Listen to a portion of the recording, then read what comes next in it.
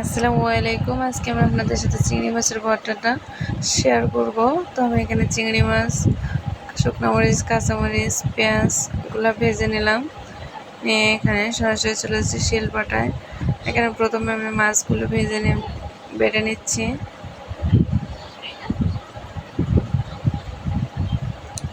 চিংড়ি মাছগুলো বেটে নিলাম। এখন আমি এখানে দিয়ে দিলাম শুকনো মরিচ, পেঁয়াজ, কাঁচামরিচগুলো বাটা, এগুলো বেটে আমি উঠিয়ে নিচ্ছি সব। নিয়ে এখানে আমি দিয়ে দিচ্ছি কিছুটা কাঁচা পেঁয়াজ এবং লবণ, আর দিয়ে দিচ্ছি কিছুটা সরিষার তেল। দিয়ে ভর্তাটা হাতে সুন্দর করে মেখে নিচ্ছি।